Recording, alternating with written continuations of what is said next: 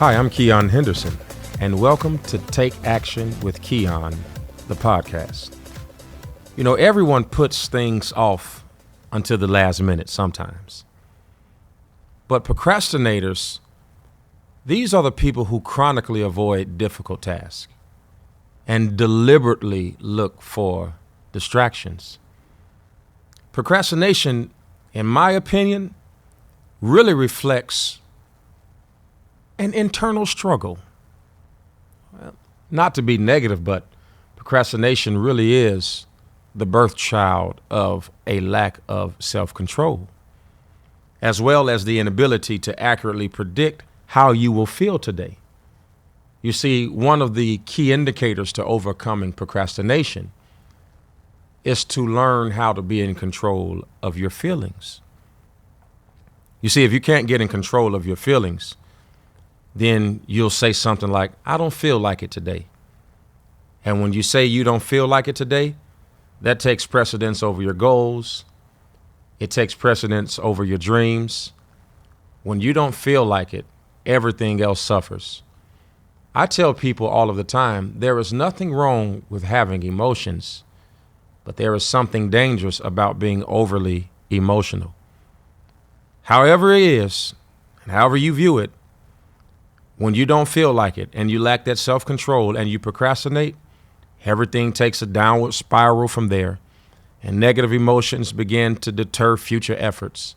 And before you know it, you are still in the same place you were on yesterday. Let's face it, nobody likes to stay in the same place. Everybody wants to grow a little bit. I mean, maybe you don't want to grow as fast as Mark Zuckerberg. Or perhaps you don't want to grow as fast as me. But everybody has a goal. Everybody has an agenda. Even the caterpillar one day becomes a butterfly and says, I want to go higher tomorrow than I was yesterday. See, waiting until tomorrow is one of the biggest problems with advancement and achievement. Have you ever heard the old statement, why put off for tomorrow what you can do today? See, I live by that because tomorrow is not guaranteed.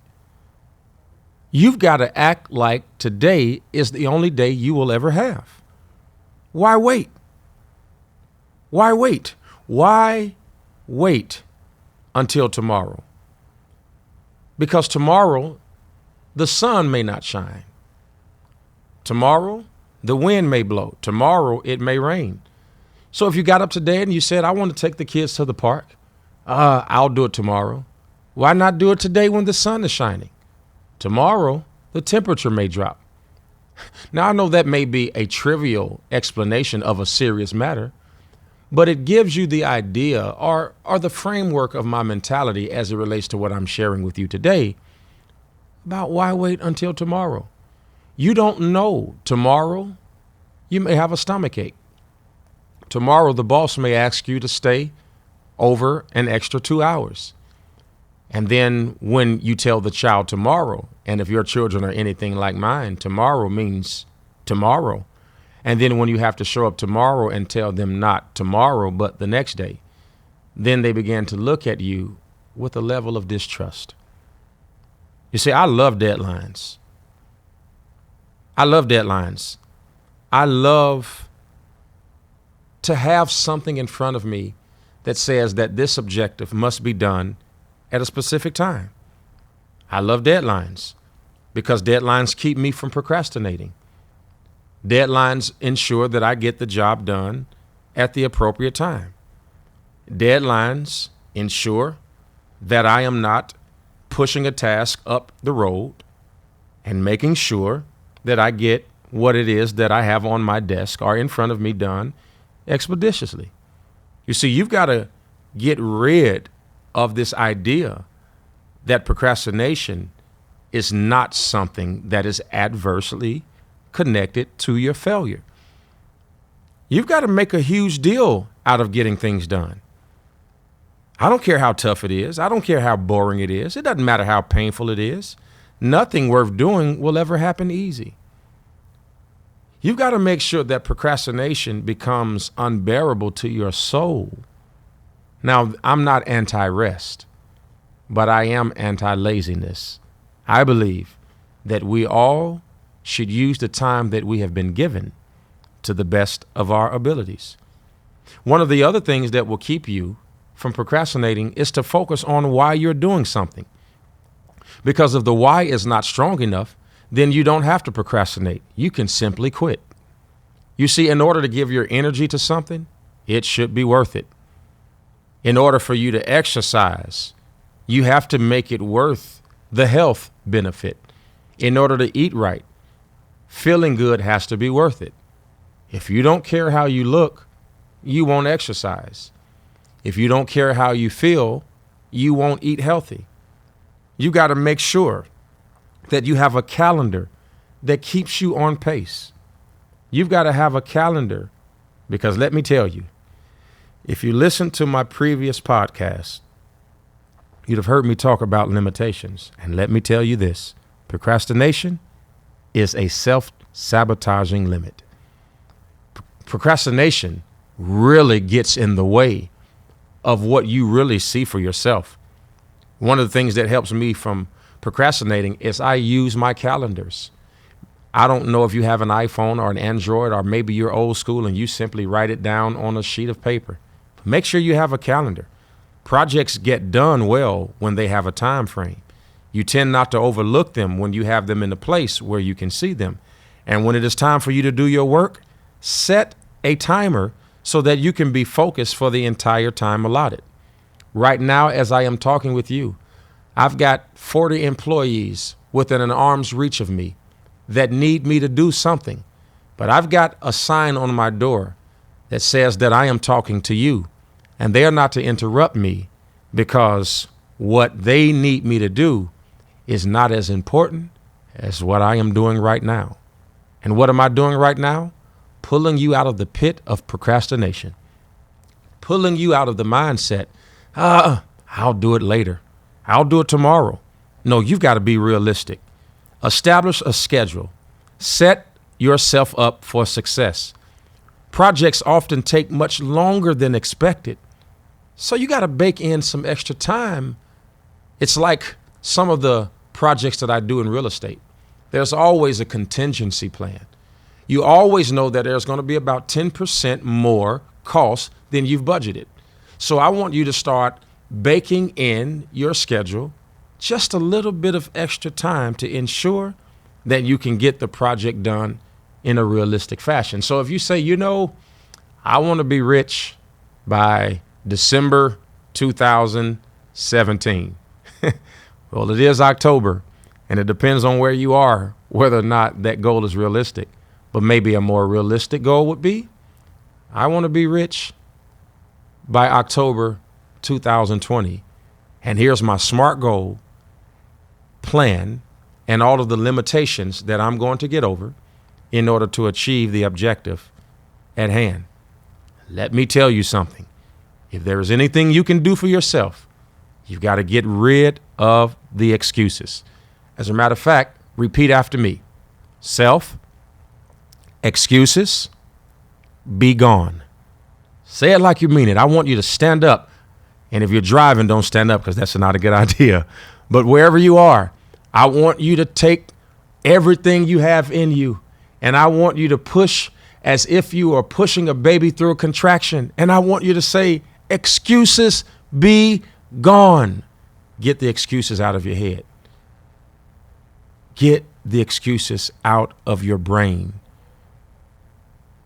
You've got to be in a good mood to do this. Another thing you can do to not procrastinate, and this is a good one, get you an accountability partner.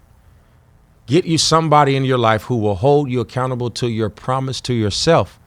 Somebody who doesn't care if you get mad at them because they keep reminding you, you said you were going to do this. You said you were going to do that. You've got to make sure that you get an accountability partner so that you can optimize your environment. So your environment can help you or hinder you. Your environment really is responsible for your productivity or your lack thereof. You know, when I go to sleep at night, it has to be cool in the house.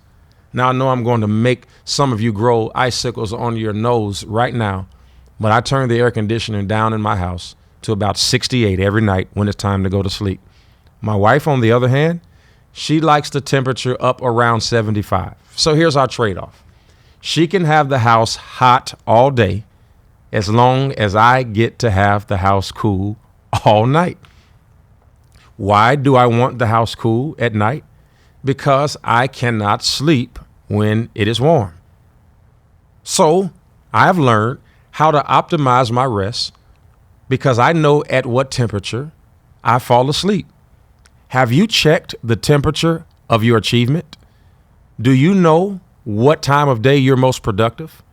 Is it early in the morning? Is it late at night?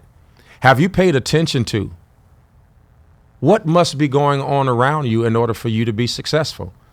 Can you read a book with the television on or with headphones on? Or do you have to be in a room full of silence? For me, any noise is a distraction. I can't have the television on. I can't have headphones on. I can't be listening to my favorite song while reading a book.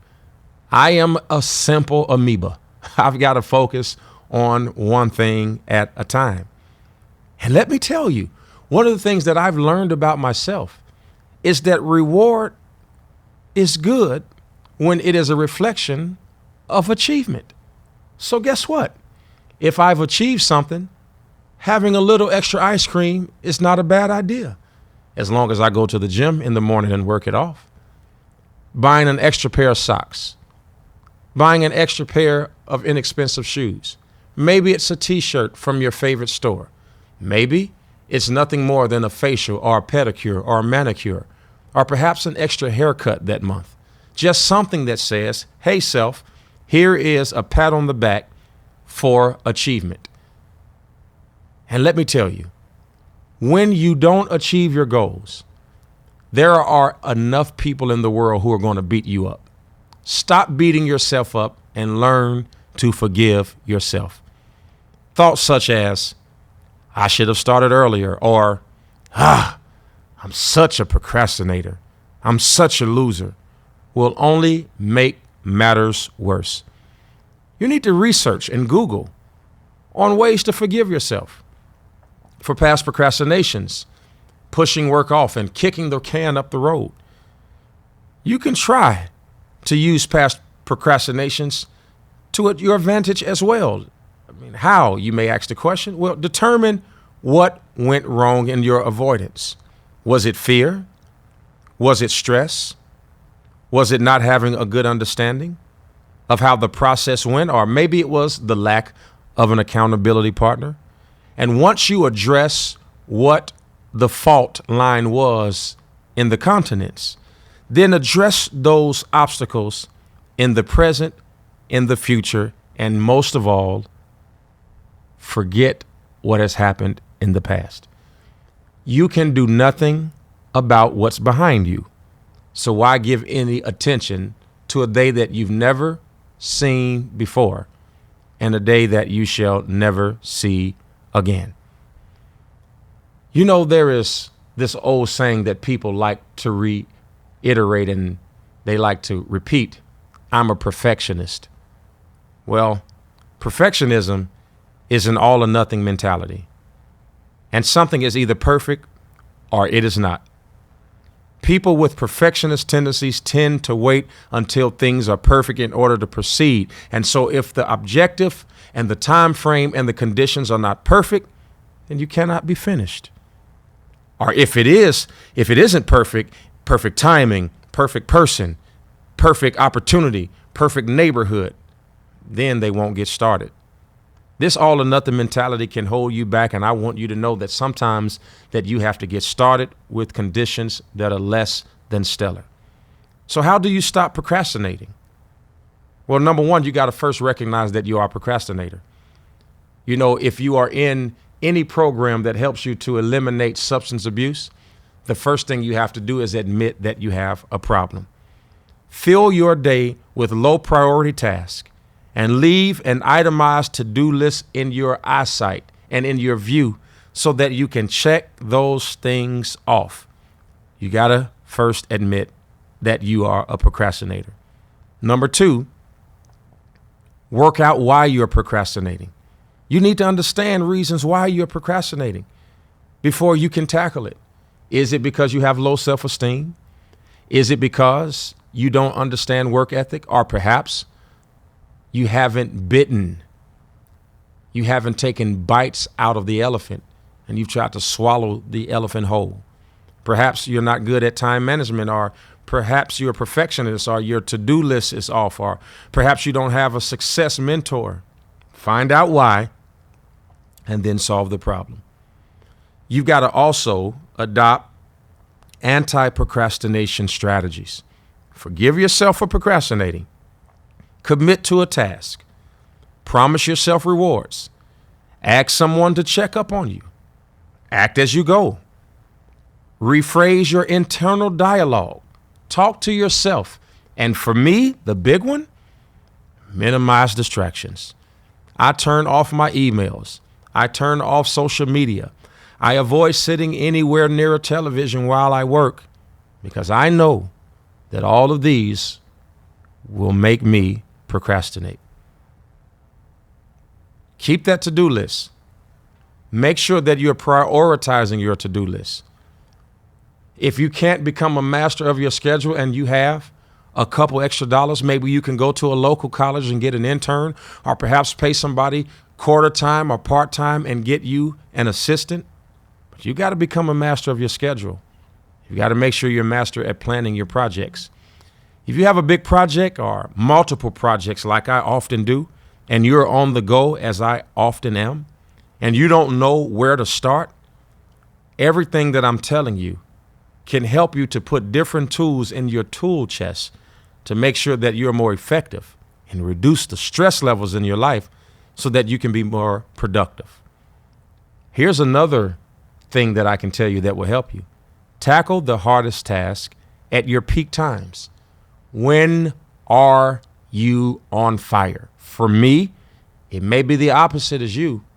I don't wake up in the morning ready to tackle the world.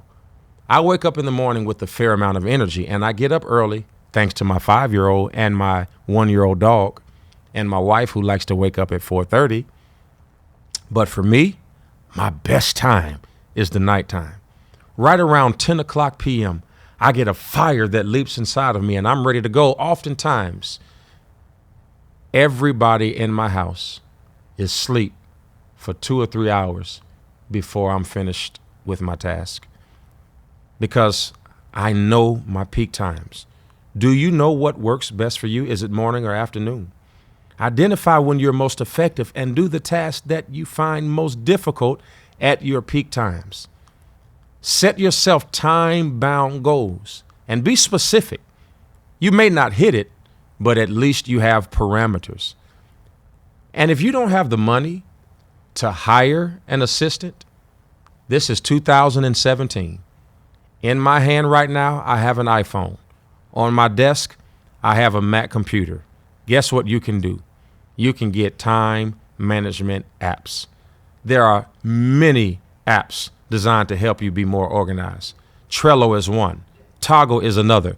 There are so many apps out there that you can use. You can have communication. My staff and I, we use GroupMe and FlockNote. We've got all kinds of things that help us to get things done. And we've got a saying here. We need everything to be done within reason, decent and in order. And that means 24 to 48 hours. Now, are there sometimes tasks that fall outside of that? Yes, but we have parameters and we reach our goals. So the cure for your procrastination is to ensure that you admit that you are procrastinating. Find out why you are procrastinating. And most of all, adopt some anti-procrastination strategies. Forgive yourself. Commit to the task. Promise yourself rewards. Ask somebody to check up on you. Act as you go. Rephrase your internal talk and minimize your distractions. Thanks for listening. Tell your friends and colleagues it's time to take action and subscribe to this podcast. Follow Keion Henderson on social media at Pastor Keion. Visit the website daily for lifestyle, leadership, and learning at KeionHenderson.com. Until next time, keep leading, keep learning, and keep doing life.